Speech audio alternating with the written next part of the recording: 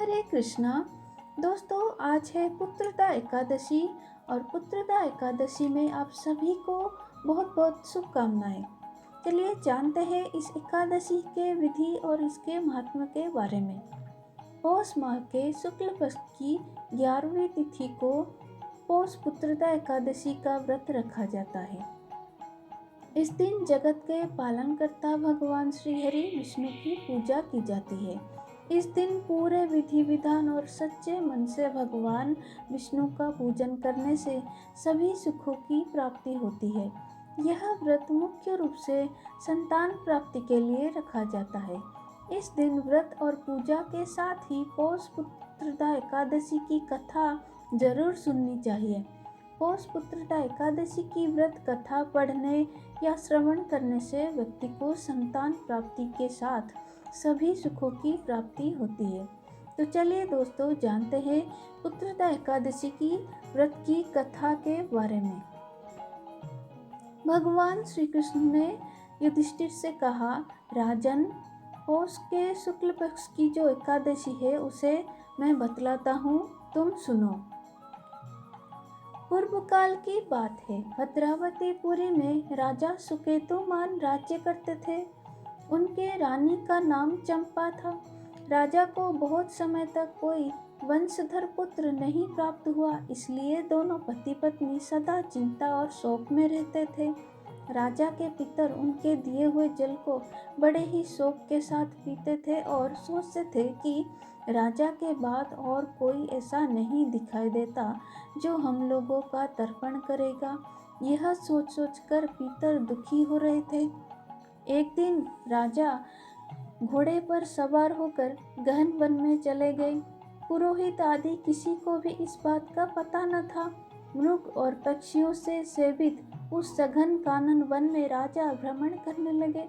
मार्ग में कहीं सियार की बोली सुनाई पड़ती थी तो कहीं उल्लुओं की। जहाँ तहाँ रीछ और मृग दृष्टिगोचर हो रहे थे। इस प्रकार घूम घूम कर राजा ने वन की शोभा देख रहे थे। इतने में दोपहर हो गई। राजा को भूख और प्यास सताने लगी। वह जल की खोज में इधर उधर दौड़ने लगे।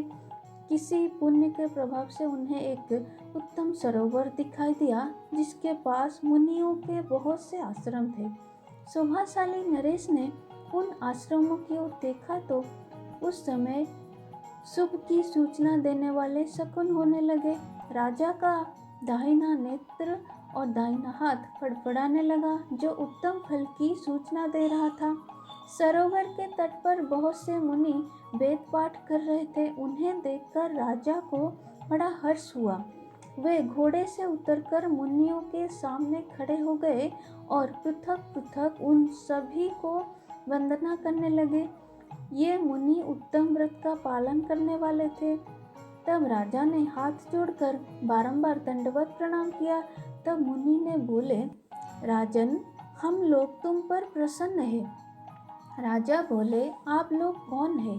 आपके नाम क्या है तथा आप लोग किस लिए यहाँ एकत्रित हुए हैं? यह सब सच सच बताइए। मुनि बोले, राजन, हम लोग विश्वदेव हैं, यहाँ स्नान के लिए आए हैं। माघ निकट आया है। आज से 5वें दिन माघ का स्नान आरंभ हो जाएगा।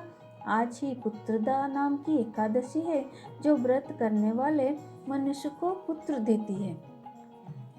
राजा ने कहा, विश्वदेवगण, यदि आप लोग प्रसन्न हैं तो मुझे पुत्र दीजिए। मुनि बोले, राजन, आज के ही दिन पुत्रदा नाम की एकादशी है।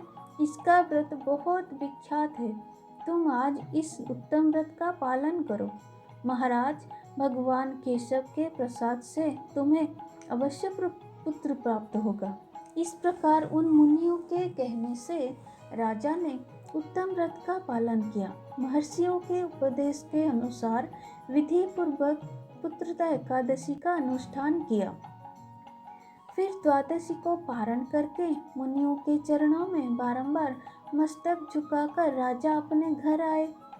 तदनंतर रानी ने गर्भ धारण किया। प्रसव काल आने पर पुण्यकर्मा राजा को तेजस्वी पुत्र प्राप्त हुआ जिसने अपने गुणों से पिता को संतुष्ट कर दिया। वह प्रजाओं का पालक हुआ। इसलिए राजन, पुत्रदा का उत्तम व्रत ही अवश्य करना चाहिए। तो भगवान श्री कृष्ण युधिष्ठिर से कहने लगे कि मैंने लोगों के हित के लिए तुम्हारे सामने इसका वर्णन किया है।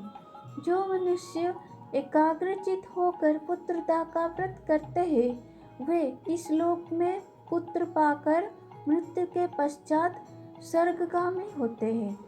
इस महात्मा को पढ़ने और सुनने से अग्निष्टोम यज्ञ का फल मिलता है। हरे कृष्णा।